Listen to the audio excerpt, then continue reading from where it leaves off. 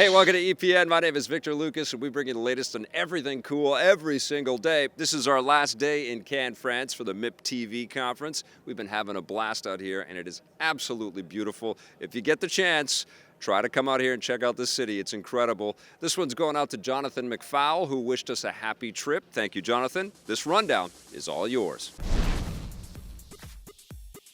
MIPTV isn't just about TV shows. There are also a few movies that are rocking the show as well.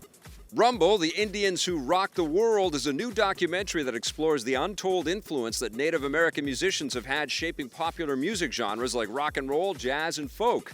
Despite the big role they had, most people have never heard of them, and that's what the filmmakers are hoping to change. The project was conceived by Native American guitarist Stevie Salas, who worked with producer Christina Fawn to bring it to life. I was adamant that we make a film about some heroes that did amazing things and not a victim film and not a, yes, you really screwed us again, you know. Yeah.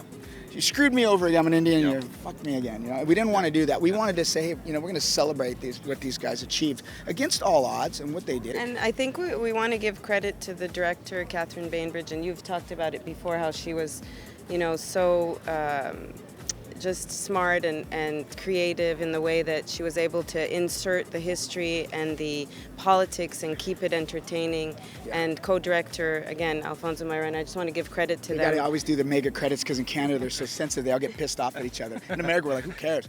But it's like, Yeah, the but directors. that's not why I'm saying it. I actually think that they deserve. They did an incredible job. The hardest thing it's a fine line to dance that Catherine had to do because Catherine's much more of a politically driven person, and I'm much more of I didn't want it to be political, and so she found a really amazing way, and Fonz, to show the beauty, show the culture, let you feel some of the pain, but not lean on the pain as a crutch. You know what I mean? And it's a tough dance to do, and she did it amazing. Her and Fonz both, and that's why the film's amazing. I mean, my job was to deal with superstars, and their job was to figure out how to tell this story and have it be respectful and educational and also entertaining. That's not easy to do. We were a great team. Yeah. I'm very proud. It's worth pointing out that Christina Fawn is also the founder of Minority Media, the game studio behind Papo and Yo and many other titles. Rumble, The Indians Who Rock the World, is currently doing the festival circuit and will get a wider theatrical run and television premiere later this year.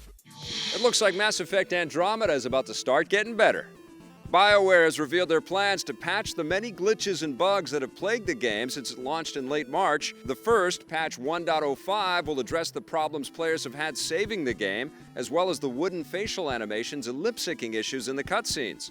That arrives tomorrow on all platforms, and BioWare has promised to continue fixing the problems within the game. The issues have created quite the stir online, with some angry fans attacking the developers personally over social media. They're only human and make mistakes after all, so try not to put too much blame on them.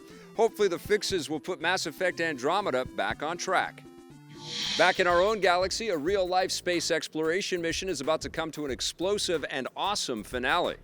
NASA's unmanned Cassini spacecraft, which launched from Earth back in 1997 to explore and photograph Saturn, is ending its long mission in glorious fashion. Since the spacecraft is running out of fuel, NASA has decided to deliberately crash it into Saturn, where it will disintegrate inside the gas giant's atmosphere. They're not doing this just to be dramatic. This way, in the moments before it disintegrates, Cassini will be able to send back more data and more detailed photos of Saturn's inner atmosphere than we've ever had before.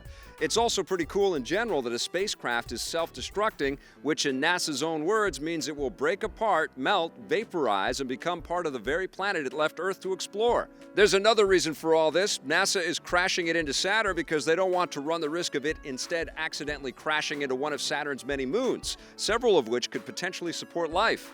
If there is life on one of those moons, an alien spacecraft from Earth could contaminate and kill it.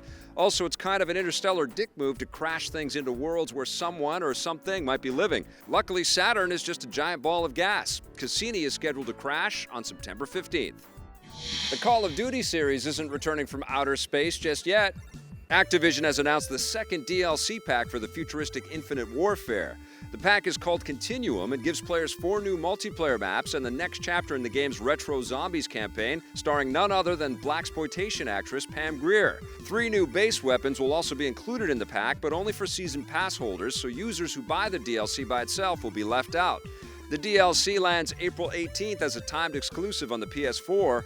Infinite Warfare and its futuristic setting have been noticeably less popular than previous games in the series, with many players deciding to instead stick with the more down-to-earth 2015 game Black Ops 3. Activision recently released new patches for that game, which include new weapons and other smaller cosmetic changes. The studio is hoping to return Call of Duty to its roots with the next game in the series. It hasn't been officially announced, but rumors indicate that it will take place during World War II, just like the original Call of Duty games. Expect it to be announced soon.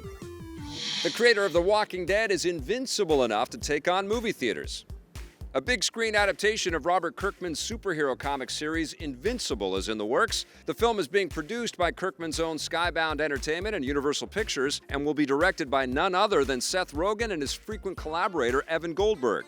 Rogen and Goldberg are no strangers to comic book adaptations. They created the TV version of the popular Preacher comic series. So what is Invincible about? The comics focus on the son of an incredibly powerful superhero who struggles to come to terms with his own superpowers. The comic series has been running since 2003 and debuted shortly before the start of Kirkman's most well-known series, The Walking Dead. There's no word yet on when the film adaptation might arrive.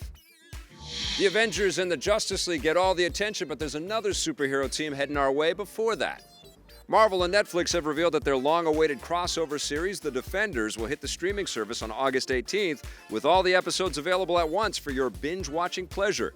The Defenders unites the four main heroes from the existing Marvel and Netflix shows, Daredevil, Jessica Jones, Luke Cage, and Iron Fist, with them joining forces to take on a new supervillain played by none other than Sigourney Weaver. When Marvel inked the deal with Netflix to create original shows, they'd always planned to have them culminate with The Defenders, but the other shows have been such a success that they're working on new standalone seasons of all of them, and they've also decided to give The Punisher his own spin-off show as well.